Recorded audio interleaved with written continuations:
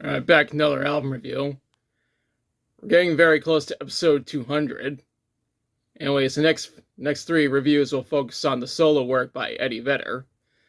Eddie Vedder needs no introduction because just about everyone in the rock, metal, grunge, and punk communities knows who he is.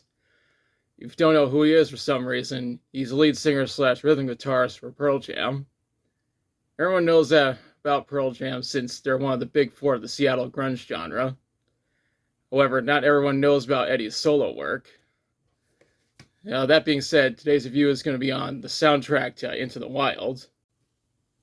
Into the Wild is a movie that came out on September 21st, 2007. The movie was directed by Sean Penn and stars Emile Hirsch.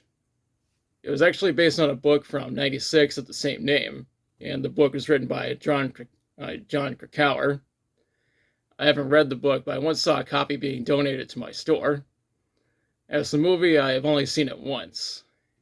Eddie Vedder was personally selected by Sean Penn to serve as the movie's composer, and it ended up being Eddie's first solo album.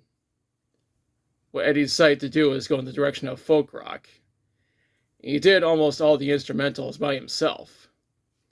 That is dedication given the fact that he is a multi-instrumentalist. He played guitar, bass, mandolin, banjo, piano, organ, and drums in addition to vocals. The album was recorded by Adam Casper in 2007 at Studio X in Seattle. Adam helped Eddie with producing and mixing the album. Of course, this isn't the first nor last time Adam ever worked with Eddie, because Adam has produced some of Pearl Jam's albums. The album was engineered by John Burton and Sam Hofstede. It was mastered by Bob Ludwig. It was released on J Records on September 18th, 2007, exactly 3 days before the movie. Now let's talk about the songs. The intro to this album is Setting Forth. Just listening to the song, you can clearly hear that the album is primarily centered around folk rock. The next track is No Ceiling. This stands out because Eddie plays the banjo on it, and he does a very good job at it. After that is Far Behind.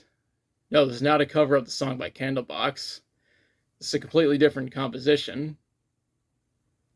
We followed up with Rise.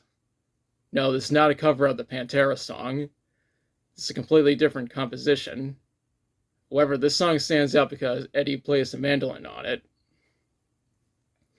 That's followed up by Long Nights. Next up is Tulloon. This track stands out by being fully instrumental. Up next is Hard Sun, which was released as a single on September 21st, 2007. The song was actually written by Gordon Peterson, and it features backing vocals from Corin Tucker. A music video was made for the song, and I'll include a link in the description. The track after that is Society. This track is written by Jerry Hannon, who also provides backing vocals and plays guitar. What comes next is The Wolf. This is the other track on the album that's fully instrumental. What comes after that is End of the Road. The finale of this album is Guaranteed, which was released as a single on September 18th, 2007, same day as the album. I should mention that this track has a hidden bonus track, which is the humming vocal version of the song. A music video was made, and I'm including a link in the description. I should mention that the version of this album that's on online services has bonus tracks: No More, Photographs, Here's to the State, and a live version of No More. As you can see, this version does not have any of those bonus tracks.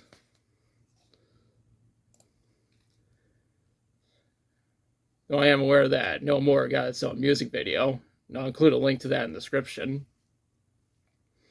When researching this album, I read that it peaked at number 11 on the US Billboard 200 and Internet Albums, as well as number 2 on the US Billboard Soundtrack Albums. It was certified gold in Canada, Germany, Netherlands, Switzerland, and the UK, platinum in Denmark, and double platinum in Italy. When it comes to the critics, they mostly gave the album positive reviews, and has a 67 on Metacritic. It's just that AllMusic and NME didn't like it, which means that they just don't know what they're talking about. And now for my thoughts. I really enjoyed this album. Seeing Eddie Vedder make the transition to folk rock is a major contrast from what Pearl Jam normally do, even though they too have ventured into folk rock. Overall, I highly recommend this album. Now, as a part-way question you, have you listened to soundtrack to Into the Wild? If so, what do you think about it? What's your favorite song from it? What are your thoughts on Eddie Vedder going to folk rock for his first solo album? Do you think he was the right composer for the movie? Let me know in the comments. If you liked the video, be sure to like, share, and subscribe. Be sure to press the notification bell to notify future videos. Thanks for watching. I'll be back soon with another review.